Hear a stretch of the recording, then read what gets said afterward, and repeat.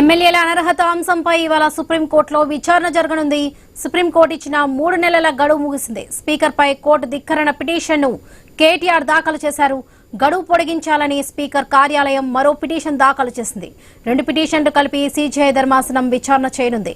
పశ్చిమ బెంగాల్లో పార్టీ మారిన బీజేపీ ఎమ్మెల్యే ముకుల్ రాయ్ పై ఇటీవల కోల్కతా హైకోర్టు అనర్హత వేటు వేసింది. తెలంగాణలోనూ కోల్కతా హైకోర్టు తీర్పు వర్తిస్తుందని న్యాయ నిపుణులు అంటున్నారు. ఈ నెల 24న సీజేఐ గవాయ్ పదవి విరమణ చేయనున్నారు. దీంతో సుప్రీంకోర్టు తీర్పుపై ఫిరాయింపు ఎమ్మెల్యేలో తీవ్ర ఉత్కంఠ నెలకొంది. గతంలో ఫిరాయింపుల ఎమ్మెల్యేల అనర్హత విషయంలో స్పీకర్ కార్యాలయాన్ని సీజేఐ మందలించారు. ఎమ్మెల్యేల అనర్హత అంశంపై ఇవాళ సుప్రీంకోర్టులో విచారణ జరగనుంది. ఇదే విషయానికి సంబంధించి పూర్తి అప్డేట్స్ మా ప్రతినిధి స్వామి అందిస్తారు. స్వామి, వరలక్ష్మి, ఈరోజు సుప్రీంకోర్టులో చీఫ్ జస్టిస్ గవాయ్ ధర్మాసనం ఎమ్మెల్యేల ఫిరాయింపుల ఇష్యూ పైన విచారించబోతుంది. గతంలోనే 3 నెలల జూలైలోనే రాష్ట్ర స్పీకర్ కార్యాలయానికి 3 నెలల గడువు ఇచ్చినటువంటి సుప్రీంకోర్టు ధర్మాసనం 3 నెలల లోపు ఆ పార్టీ ఫిరాయించినటువంటి ఎమ్మెల్యేల విషయంలో విచారించి ఏదో ఒక నిర్ణయం తీసుకోవాలని సూచించారు. దానికి సంబంధించిన విచారణ కొనసాగుతుంది. ఇటీవల మరికొంత సమయం కావాలని చెప్పేసి స్పీకర్ కోరడంతో కూడా స్పీకర్ కోర్టు ధిక్కరణకు పాల్పడుతున్నారని చెప్పేసి BRS party working president KTR సుప్రీంకోర్టులో మరొక పిటిషన్ దాఖలు చేశారు. ఈ పిటిషన్ తో పాటు మిగతా అన్నింటినీ కూడా ఈరోజు సుప్రీంకోర్టు ధర్మాసనం విచారించబోతుంది. ఒకవైపు ఈ నెల 24న సీజేఐ జస్టిస్ గవాయ్ పదవి విరమణ చేయబోతున్నారు. ఈ లోపు ఆయన ఒక తీర్పు అయితే ఇస్తారని చెప్పేసి కూడా అంతా భావిస్తూ ఉన్నారు.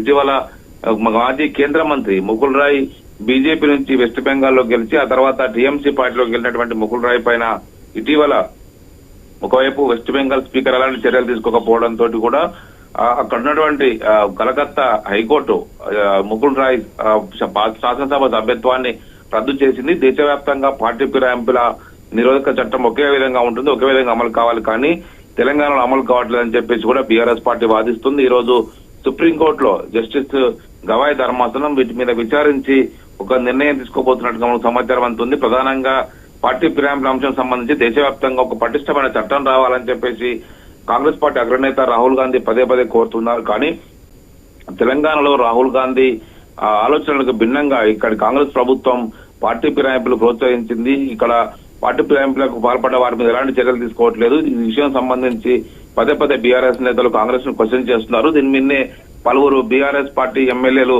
కోర్టులో కేసులు వేశారు. ఇప్పుడు పార్టీ వర్కింగ్ ప్రెసిడెంట్ కేటీఆర్ కూడా వారిపైన అనర్హత వేటు వేయాలని చెప్పేసి లీగల్ ఫైట్ చేస్తారు. ఈ రోజు సుప్రీంకోర్టు ధర్మాసనం సీజేఐ జస్టిస్ గవాయ్ ధర్మాసనం దీని మీద విచారించి ఒక తీర్పిస్తుందని చెప్పి అంతా భావిస్తూ ఉన్నారు. వరలక్ష్మి. రైట్ స్వామి, థ్యాంక్ యూ.